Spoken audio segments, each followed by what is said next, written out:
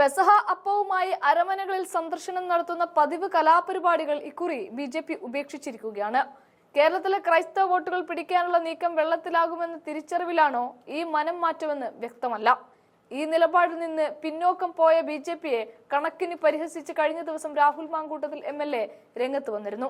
അരമനകളിലേക്ക് പെസഹ അപ്പവുമായി പോയില്ലെങ്കിലും സാരമില്ല, പിച്ചാത്തിയുമായി കയറി ചെല്ലാതിരുന്നാൽ മതിയെന്നാണ് രാഹുൽ മാങ്കൂട്ടം MLA പറഞ്ഞത്. ഈ പരാമർശം BJP-ക്കാർക്ക് കൊണ്ടു എന്ന് പറഞ്ഞാൽ മതി. കേസും പൊല്ലാപ്പുമായി രാഹുലിനെ പൂട്ടാൻ BJP ഇറങ്ങുമ്പോൾ പോപ്പുല്ല് എന്ന നിലപാടാണ് രാഹുലിനുള്ളത്. BJP-ക്കാർക്കെതിരെ വീണ്ടും രാഹുൽ മാങ്കൂട്ടത്തിൽ രംഗത്ത് വന്നിട്ടുണ്ട്. ആ വീഡിയോ ഒന്ന് കാണാം. ഇന്നലെ BJP-യുടെ നേതാക്കന്മാർ എൻ്റെ ഒരു പരാമർശവുമായി ബന്ധപ്പെട്ടൊരു കേസും കൂടി കൊടുത്തിട്ടുണ്ട്.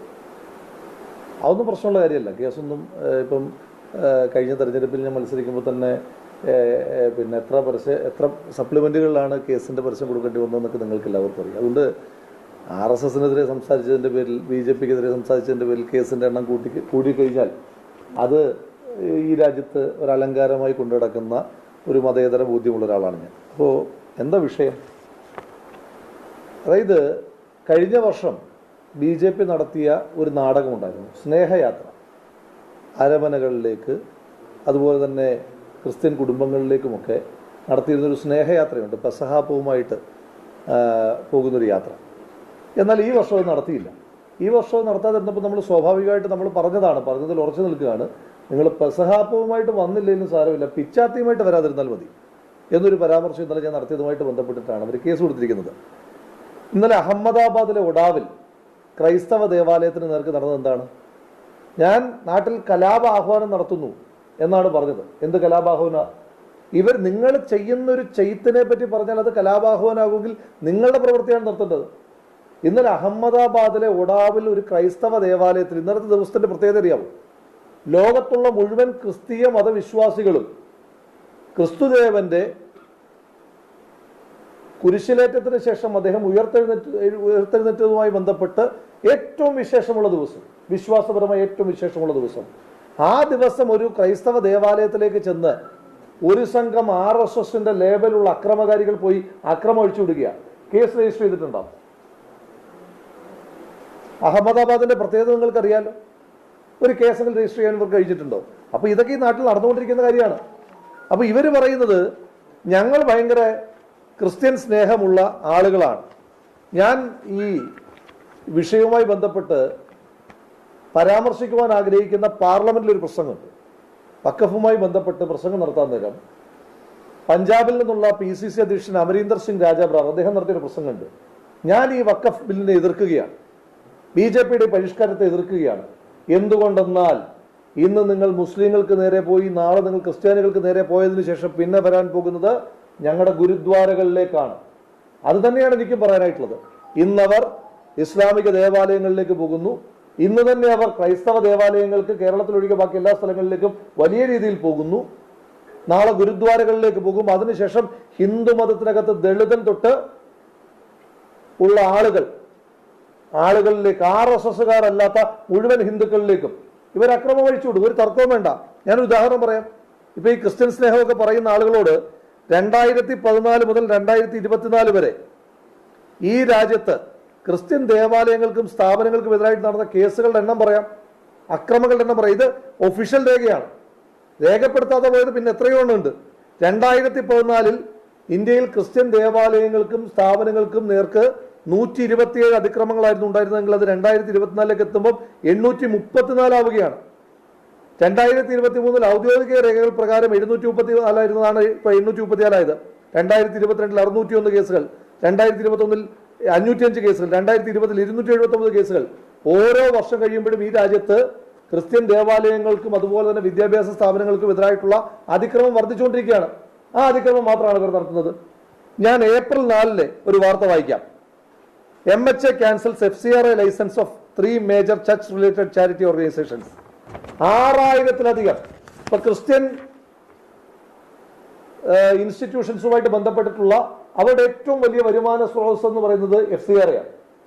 വിദേശത്തു നിന്ന് ലഭിക്കുന്ന സഹായങ്ങളാണ്. എത്രയോ കാലമായി വളരെ നിയമപരമായി തന്നെ നടന്നുകൊണ്ടിരിക്കുന്ന ആ ട്രാൻസാക്ഷൻസിലൂടെയാണ് ഈ രാജ്യത്ത് വിദ്യാഭ്യാസ മേഖലയിൽ വലിയ പുരോഗതി ഉണ്ടാക്കാൻ നമുക്ക് കഴിച്ചത്. നമ്മുടെ നാട്ടിൽ തന്നെ എത്രയോ ക്രിസ്ത്യൻ സ്ഥാപനങ്ങളുണ്ട്.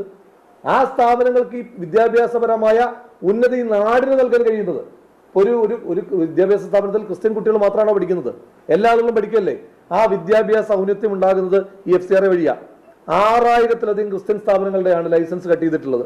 ഈ അടുത്തിടയ്ക്ക് ഏറ്റവും പ്രധാനപ്പെട്ട സ്ഥാപനങ്ങൾ association of voluntary health association of India, Indo global social service society, church auxiliary for social action, evangelical fellowship of India അടക്കമുള്ള 5 സംഘടനകളുടെ ഈ മാസമാണ് നമ്മൾ ചർച്ച ചെയ്തുകൊണ്ടിരിക്കുന്ന ഏപ്രിൽ മാസമാണ് 5 പ്രധാനപ്പെട്ട ക്രിസ്ത്യൻ സംഘടനകളുടെ FCRA ലൈസൻസ് കട്ട് ചെയ്തിരിക്കുന്നത്.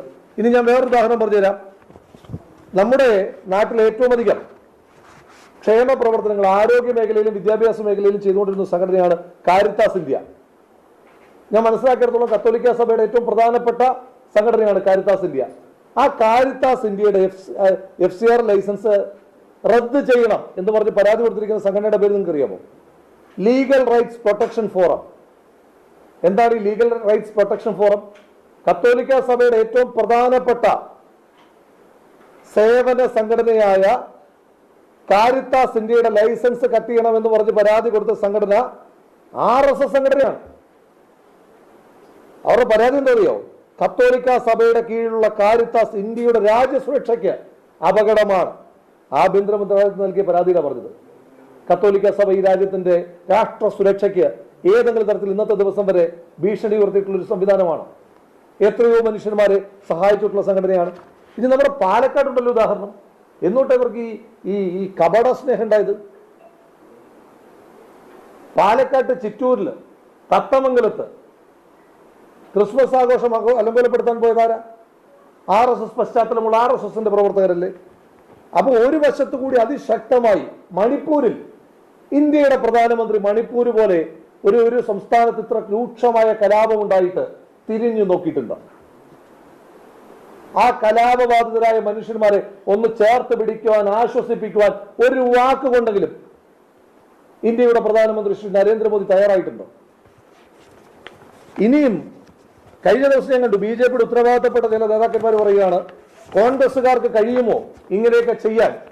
ക്രിസ്ത്യാനികളെ ചേർത്ത് പിടിക്കാൻ കോൺഗ്രസുകാർക്ക് കഴിയുമോ എന്ന് ചോദിച്ച BJP നേതാവിനോട് ഞാൻ പറയാൻ ആഗ്രഹിക്കുന്ന മറുപടി, 2023 നവംബർ മാസം 2-ാം തീയതി ഛത്തീസ്ഗഡ് തെരഞ്ഞെടുപ്പുമായി ബന്ധപ്പെട്ട് ആ ഛത്തീസ്ഗഡിൽ പ്രചരണത്തിന് പോയ ഇന്ത്യയുടെ ആഭ്യന്തരമന്ത്രി, BJPയുടെ ഏറ്റവും പ്രധാനപ്പെട്ട നേതാവ്, BJPയുടെ 2-ാം നമ്പർ നേതാവ് ശ്രീ അമിത്ഷാ, അദ്ദേഹം ഛത്തീസ്ഗഡ് ഗവൺമെന്റ് എന്താ വിളിച്ചതറിയാവോ?